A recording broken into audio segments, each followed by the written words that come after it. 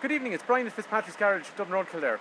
Welcome to Ireland, where every piece of sun is threatened by some sort of rain cloud in the background. Honestly, the sun's been splitting stones for the last about 3 hours, and now it looks like it's going to absolutely lash rain.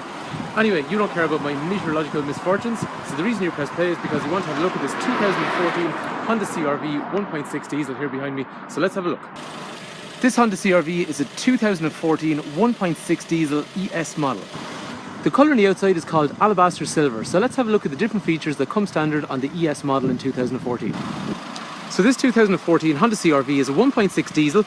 That engine there is €200 per year for road tax, and it confidently always achieves in around 4.5 to 5 litres for every 100 kilometres. If you're an MPG man like me, that means that's about 60 to 65 miles per gallon in the old money. I actually drove this car up north. The car came in last weekend. I actually drove it over the weekend, and I averaged 4.5 litres for every 100 kilometres of fuel, which is about 65 miles per gallon, and I covered about 600 kilometres, so I'm dead confident anyone who comes to buy this car, it's an extremely frugal vehicle. Sometimes that can have an impact from the previous owner and how they treat the car. This one is running really sweet. As we were saying, it's €200 a year for road tax, and this particular car is taxed till February 2018. We actually used to own this car when it was brand new, and it ran on our fleet for about 7 months back in 2014. It's had one private owner since, and he's actually kept a full service history at the garage here on the car, so we know the car inside out. The nice thing we see on these CRVs, like the previous owner on this particular car, is he's replaced the car for the exact same car again, so that'll give you an idea. He's obviously quite satisfied with the car, as are most CRV drivers. The ES model comes with a 17-inch wheel as standard. The headlights contain a nice LED on both sides as a daytime running light, and the headlights are also automated, so when it gets dark they'll actually come on automatically, and that also allows you about 30 seconds to walk up to the door of your house before they actually unilluminate at night time when you park up. The other cool thing is the full closure feature. So from the key I can hold down this button, and it means I can let the windows down, or similarly again I can lock, and it brings the windows up, and if we watch the wing mirror has also retracted as well. In terms of safety, the car will have anti-lock brakes up front and emergency brake distribution, as well as emergency brake assist. Along the doors on the side, it'll have steel bars for side impact protection. There'll be driver, passenger, curtain airbag all the way up along here, and side airbags in the seats also as well for occupant protection. So a 5-star safety rating. The car's also got some nice chrome additions, so all the way around the windows there's a chrome wraparound, as well as the boot lid, and also this nice big grille.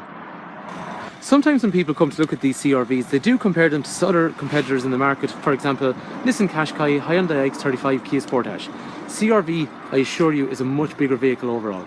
If we have a look at the boot, it's really large, and when we compare it to the very popular iX35, we can see just how much deeper the CRV boot is, and in terms of length from front to rear, the CRV is longer and there's more litre space for storage. This car, like all CRVs, also has a full-size spare wheel, which in this case is completely original and unused. The other cool thing is that there's a little lever, so if we have a look as we walk into the boot, we can pull this lever, it drops down this side, and then similarly, apologies about the sun, it's so sporadic that it comes and goes, you just wouldn't expect it. So if we see just how that drops, you've got a massive load area then available. And once we take out this retractable, you end up with a load space that's pretty much almost comparable to a van when you remove the tonneau cover. The boot also has a 12-volt outlet in here, and on the other side a small bit of kangaroo netting for storage. The boot in this particular car has been really well maintained. The plastics and the carpets are all in nice condition. Which reminds me, I forgot to show you, this car's a really easy life. Let's have a look at the exterior. Looking at the car on the front left hand side, the wing is in excellent condition. This front left alloy wheel, which is an area prone to curbing, is in excellent condition. Tyres are actually quite good, but we will get it into our workshop as the car is due a 60,000 kilometre service now. This door is in excellent condition, as is the rear door, onto the quarter panel and down onto the bumper. And if we walk over to the side, it's nice and original. Around the back, similarly, this rear left wheel is in excellent condition, as is the bumper, up onto the boot lid, running across the rear bumper, and onto the rear right hand side of the bumper as well. Rear right hand side wheel, excellent condition also. In terms of the front of the car, the bumper is in excellent condition. Headlights and fog lights are all crack free. The grille is in very nice condition. And onto the bonnet, One or two very minor stone chips, but again, it is a 2014 car, so it's got to have them. And moving down the driver's side of the car, the front right hand side wheel is in excellent condition, as is the wing, front door and rear door also. And looking down the side of the car, again, all original. So let's have a look at the rear. The great thing about the rear doors on a CRV is that they open at a right angle. The reason that's useful basically is if you're going to get into the car and you got to get around someone here, and it really applies probably more so to young families. If you've got a child seat here, you need to access the middle or the other side. There's a lot more space to reach around. But even for an adult, it's much more comfortable to get in and out of. In terms of the rear, there's 3 head restraints, 3 3-point safety belts, ISOFIX on this side, and ISOFIX on the other side as well. The condition's really nice.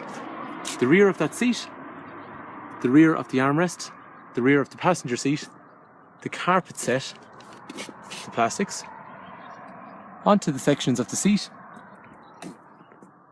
Really well maintained. And on the rear, there's an electric for a window and also a child lock over here as well. Similarly up front, condition is really nice again. So if you have a look at this door card, it's in excellent condition. It's got front and rear electrics and also electric folding mirrors as we saw already. Moving around onto the carpet on the driver's side, very nice condition. The driver's seat is excellent condition.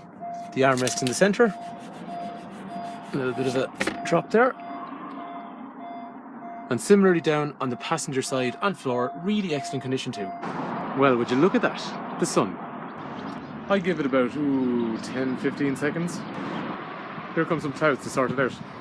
If anyone's watching this from a milder climate and you own a garage, call me. So enough mucking around. Back into the car, armrest, we can slide in through here. Auxiliary and USB connectors down through here if you want to play music. Drinks holder in the centre, which actually was taken out of the 2016 model unusually. After that, along here, 6 4-gear gearbox, which also incorporates a reverse camera up in the centre on the iMid area.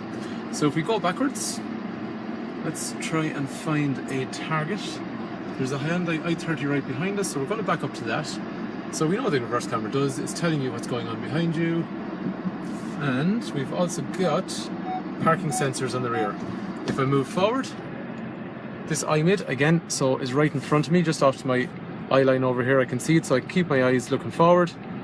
And as I do that, then towards this i30 here, it's telling me that I got a problem over here, so very easy to use. Heating controls are dual zone, so driver and passenger can be independent if we reduce, or sorry, even turn off the synchronize button, or else we can re-engage that where the driver controls everything.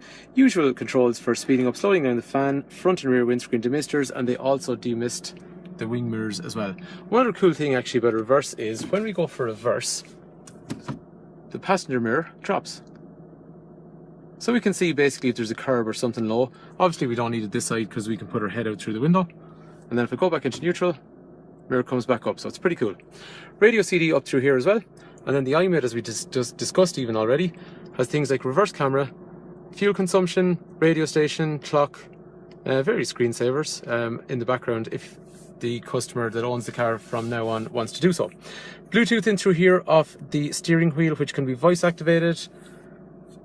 Cruise control with an intelligent speed limiter over here, and then a trip computer in through the centre for average speed, fuel consumption, and various other kinds of information.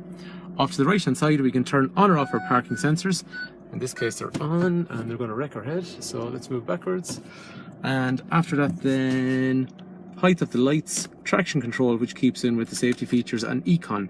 Once econ is turned on, these little brackets either side of the speedo will turn green when we drive economically, or they will turn white when we don't drive economically. After that, so we see the way they just change colour along there as we're moving. As we become uneconomical, they turn white. So it's just one of those things, it'll prod and provoke you to drive more economically. The econ also reduces how aggressive the cruise control is, how aggressive the air conditioner is, and also how aggressive the throttle response is.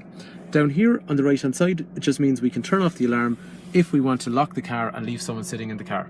This car at the moment has travelled around 66,000 kilometres. So sitting at 65,711, it shouldn't really change too much between now and then unless I drive it a little bit myself. Come on, make up your mind, you're either in or you're out. Anyway, That's our 2014 Honda CRV 1.6 diesel ES model. As you're saying, the car is a one private owner since we've owned the car. It's got a full dealer service history, and we're now going to complete the 60,000 kilometre service, which is the biggest service on the CRVs, including an oil filter, air filter, and also a diesel filter too. The car will be supplied with 12 months warranty and also 12 months roadside assist, so no matter where you are in the country, we'll be able to look after you. If you have a trade-in, we'd like to hear from you, because we always have a large appetite for second-hand cars, so we'll always be able to make you a competitive offer. We also have finance options. So basically on a car like this, you could do full finance, you could part exchange and do some finance, or you could come in with no part exchange but a cash deposit and then do some finance after that. But again, as we were saying, no matter what way you look at it, we'll always be able to cater for it. Finance rates are extremely competitive at the moment. There's never been a better time to borrow because it's so competitive in the market. So we deal with all the major lenders. We'll be able to get you the rate that basically is the most competitive out there right now. So thanks for taking time to watch. The garage is actually in operation for almost 70 years and it's just about 25 to 30 minutes south of Dublin. We're just off the M7 motorway near the Kildare village shopping outlet between junctions 12 and 13. If you want any directions or anything like that, give me a shout, 086-843-1945, or if you come to the garage, just make sure you ask for Brian, and thank you for taking time to watch.